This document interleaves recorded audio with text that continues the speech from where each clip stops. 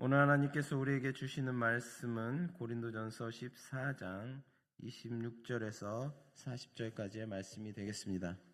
고린도전서 14장 26절에서 46절을 교독하도록 하겠습니다.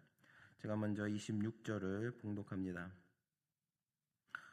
그런즉 형제들아 어찌할까? 너희가 모일 때 각각 창선시도 있으며 가르치는 말씀도 있으며 계시도 있으며 방언도 있으며 통역함도 있나니 모든 것을 덕을 세우기 위하여 하라. 만일 누가 방언으로 말하거든 두 사람이나 많아야 세 사람이 차례에 따라 하고 한 사람이 통역할 것이요. 만일 통역하는 자가 없으면 교회에서는 잠잠하고 자기와 하나님께 말할 것이요. 예언한 자는 둘이나 셋이나 말하고 다른 이들은 분별할 것이요. 만일 곁에 앉아 있는 다른 이에게 계시가 있으면 먼저 하던 자는 잠잠할지니라.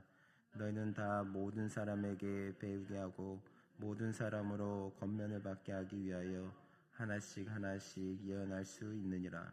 예언하는 자들의 영은 예언하는 자들에게 제재를 받나니 하나님은 무질서의 하나님이 아니요 오직 화평의 하나님이시니라.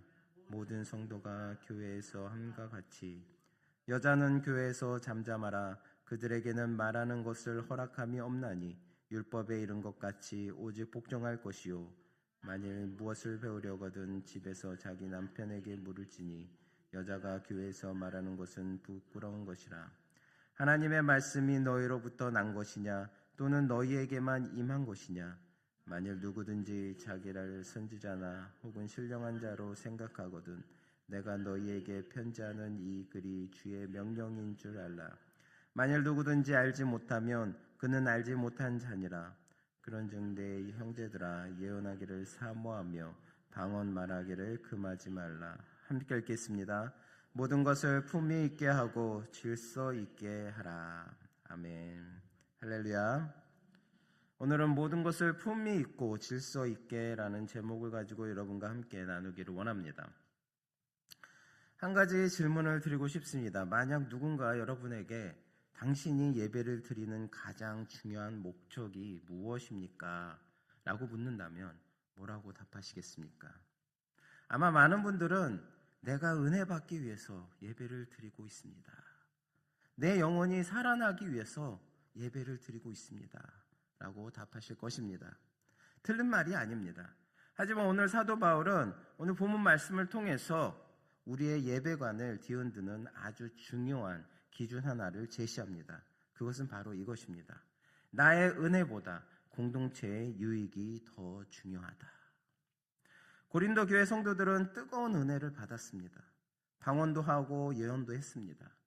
그런데 문제가 생겼습니다. 다들 내가 은혜 받았으니 내 마음대로 하겠다라며 예배의 질서를 깨트리기 시작한 것입니다. 사도 바울은 26절에서 이렇게 명령합니다. 모든 것을 덕을 세우기 위하여 하라. 여기서 덕을 세운다는 것은 교회를 든든히 건축해 나간다는 뜻입니다.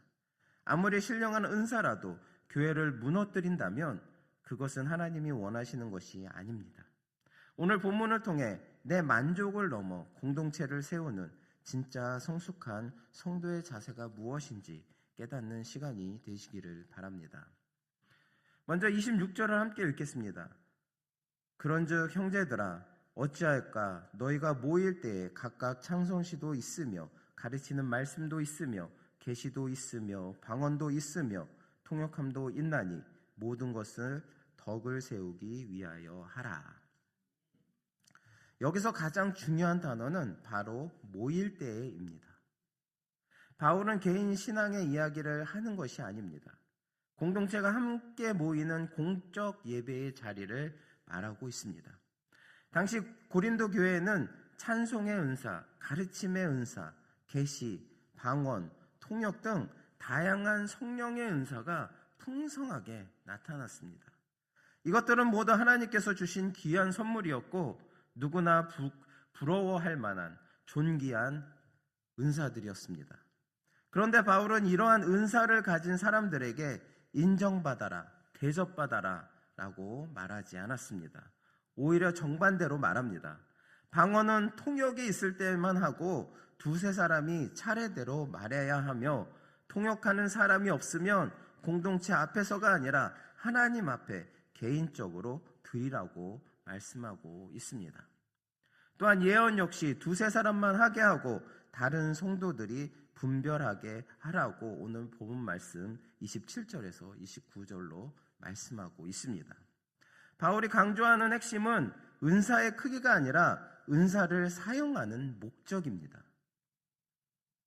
은사의 그 크기가 아니라 그 목적이라는 것입니다. 모든 것을 덕을 세우기 위하여 하라. 이 한 문장이 은사 사용의 유일한 기준입니다. 고린도 교회 성도들은 뜨거운 은혜를 받았습니다. 방언도 하고 예언도 했습니다.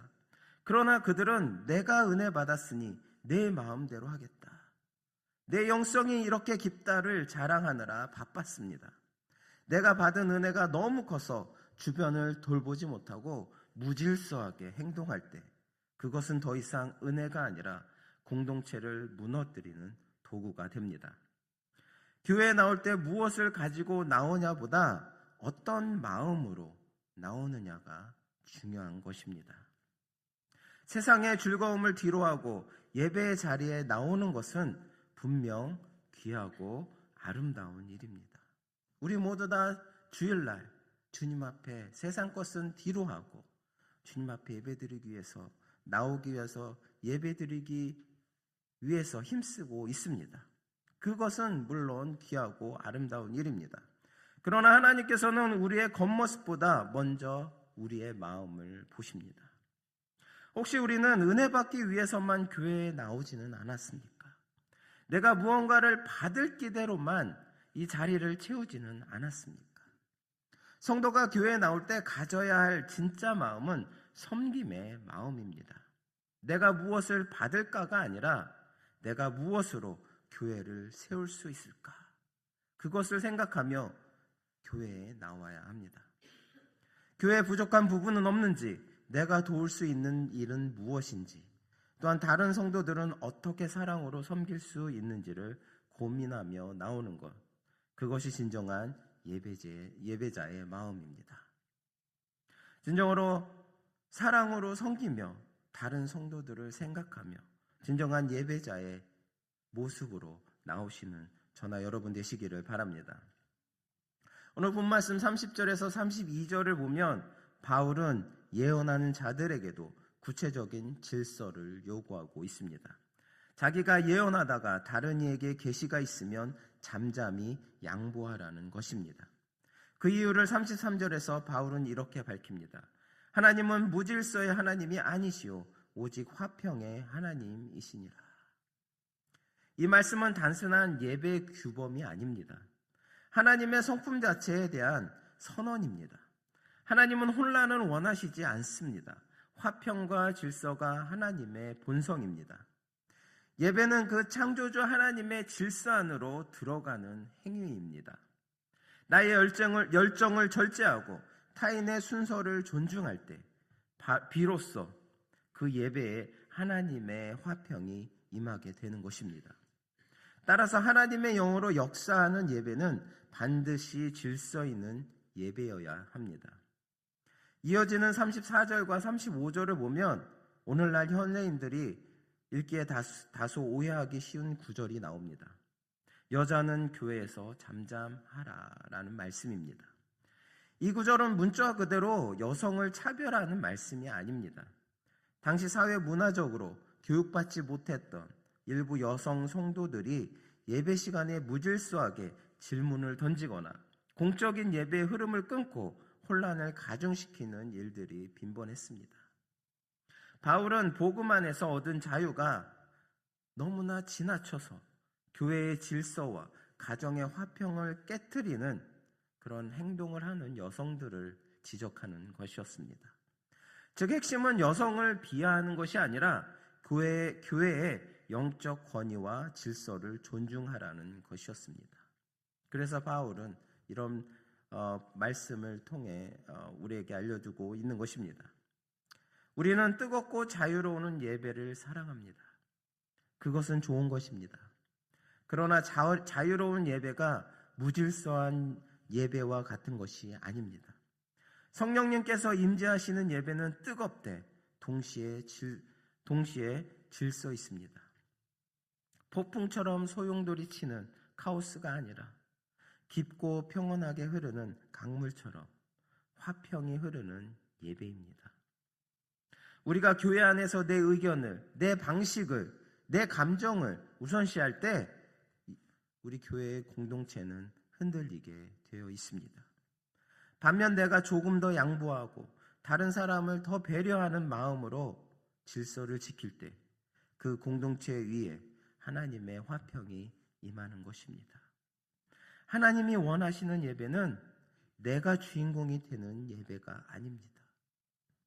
하나님이 주인이 되시고 성도들이 서로 배려하며 함께 세워가는 예배가 바로 하나님이 원하시는 예배의 자리인 것입니다. 그 자리에 화평의 하나님이 임재하십니다. 우리의 화평의 하나님이 임재하시는 이 예배의 자리에서 내 자신이 주인이 아니라, 내가 주인이 아니라, 나를 위한 예배가 아니라 오직 하나님만을 위한 그런 예배를 드리시는 저나 여러분 되시기를 바랍니다. 마지막으로 37절부터 40절에서 바울은 본장 전체를 마무리하며 최종적인 권면을 줍니다. 자신을 선지자나 신령한 사람이라고 생각하는 사람들을 향해서 바울의 교훈이 하나님께로부터 받은 것임을 강조합니다. 그리고 모든 것을 사랑 안에서 절제하고 질서 있게 사용하라고 거듭 촉구합니다. 그리고 마지막 40절에서 이 모든 교훈을 단 한 문장으로 요약합니다. 모든 것을 품위 있게 하고 질서 있게 하라. 은사 자체를 정죄하거나 막지 마십시오. 뜨겁게 기도하고 찬양하고 하나님 앞에 사모하시기 바랍니다. 그러나 반드시 품위 있게 그리고 질서 있게 해야 합니다. 여기서 품위 있게라는 말은 성도로서의 영적 품격과 예의를 갖추라는 뜻입니다. 이 말씀은 단지 예배 규범이 아닙니다. 성도의 삶 전체를 향한 선언입니다. 교회의 모든 사역과 은사 사용은 결국 하나님의 화평과 공동체의 덕을 세우기 위한 질서 안에서 이루어져야 한다는 것입니다. 고린도 교회의 문제가 무엇이었습니까? 은사가 없어서 문제가 아니었습니다. 오히려 은사가 넘쳐나서 문제였습니다. 고린도의 교회는 은사가 너무나 넘쳐났습니다. 하지만 그 문제는 무엇이었습니까? 바로 문제는 그 은사를 받은 사람들이 하나님께서 정해주신 질서와 자신의 위치를 지키지 못한 그것에 있었습니다. 하나님께서 만들어주신 질서에 따르지 않고 자기가 받은 은사대로 자유롭게 남은 생각하지 않고 그 은사를 사용했기에 문제가 일어났던 것입니다. 그들은 은사를 통해 하나님을 높이기보다 자기 자신을 드러내기에 앞섰습니다. 또 공동체를 세우기보다 자신의 영적 우월함을 다른 사람들 앞에 나타내려 했습니다. 그 결과 하나님께서 주신 귀한 선물이 교회를 세우는 도구가 아니라 혼란을 가져오는 원인이 되고 말았던 것입니다. 영국의 저술가 세뮤얼 스마일즈는 이런 말을 남겼습니다. 모든 사물에는 자기의 자리가 있다. 모든 사물에는 자기의 자리가 있다. 하나님께서도 우리 각 사람에게 서로 다른 은사와 역할 그리고 섬김의 자리를 맡겨주셨습니다. 중요한 것은 다른 사람의 자리를 부러워하거나 자신의 능력을 자랑하는 것이 아닙니다. 하나님께서 허락하신 자리에서 충성되게 섬기는 것입니다. 하나님께서 선택하신 하나님의 자녀에게는 하나님께서 맡겨주신 그 각자의 자리가 있습니다. 하나님께서 맡겨주신 그 자리에서 충성되게 하나님을 섬길 때 하나님의 은혜와 축복이 우리 가운데 임한다는 것입니다. 화려한 은사를 가지고도 자신의 자리를 찾지 못해서 공동체를 혼란스럽게 하는 사람보다 비록 눈에 띄지 않을지라도 하나님이 맡기신 그 자리에서 묵묵히 섬기는 사람이 바로 하나님의 나라에서는 더욱 위대하고 복된 사람임을 깨달으시기 바랍니다. 사랑하는 성도 여러분, 오늘 본문을 통해 우리는 중요한 세 가지 교훈을 받았습니다. 첫째, 은사는 자랑의 도구가 아니라 교회를 세우는 섬김의 도구입니다. 하나님께서 우리에게 은사를 주신 것은 우리가 주목받기 위해서가 아니라 공동체가 함께 세워지기 위해서였습니다. 두 번째로, 하나님은 화평의 하나님이십니다. 내가 양보하고 배려할 때 그 자리에 하나님의 화평이 임합니다. 무질서와 갈등이 아니라 질서와 화평이 흐르는 공동체가 하나님이 기뻐하시는 교회인 것입니다. 마지막으로, 맡겨진 자리에서 충성하는 것이 진정한 성숙입니다. 눈에 띄는 자리가 아니라 하나님이 맡기신 그 자리에서 충성하는 것이 하나님 앞에서 아름답습니다. 우리 뉴욕 장로교회 성도님 여러분들은 너무나 맡겨진 자리에, 그 자리에서 충성하고 있는 모습을 너무나 많이 보게 됩니다. 하나님께서 충성하는 여러분 그 자리에 언제나 축복과 은혜가 함께 하시기를 믿으시기 바랍니다. 그러므로 우리는 받은 은사의 크기를 자랑하기보다 맡겨진 자리에서 충성하는 성도가 되시기 바랍니다. 그럴 때 우리의 삶은 교회를 세우고 공동체에 유익을 주며 또 질서와 화평의 하나님을 드러내는 아름다운 통로가 될 것입니다. 사랑하는 성도 여러분, 하나님께서 오늘 여러분에게 맡기신 자리는 어디이십니까? 다시 한번 생각해 보시기 바랍니다. 그 자리를 소중히 여기고 충성스럽게 지켜가시기 바랍니다. 하나님께서 주신 자리와 은사를 감사함으로 받아들이고 겸손히 섬기며 교회 덕을 세워가는 복된 성도님들이 되시기를 바랍니다. 기도하시겠습니다. 은혜로우신 하나님 아버지, 오늘 고린도전서 말씀을 통해 우리의 예배와 삶을 다시 돌아보게 하시니 감사드립니다. 우리가 은사를 나를 드러내기 위한 도구로 사용하지 않고 교회를 세우고 서로를 유익하게 하는 하나님의 선물로 사용하게 하여 주시옵소서. 우리의 마음이 언제나 내가 무엇을 받을까가 아니라 내가 무엇으로 공동체를 세울 수 있을까를 먼저 생각하게 하시고 예배 가운데 질서와 사랑, 겸손과 배려가 흐르도록 하여 주시옵소서. 우리 교회가 은혜가 넘치는 공동체가 아니라 그 은혜를 통해 서로를 세우는 건강한 공동체가 되게 하여 주시고 예수 그리스도의 사랑 안에서 하나 되게 하여 주시옵소서. 모든 말씀 우리 주 예수 그리스도의 이름으로 기도드립니다. 아멘.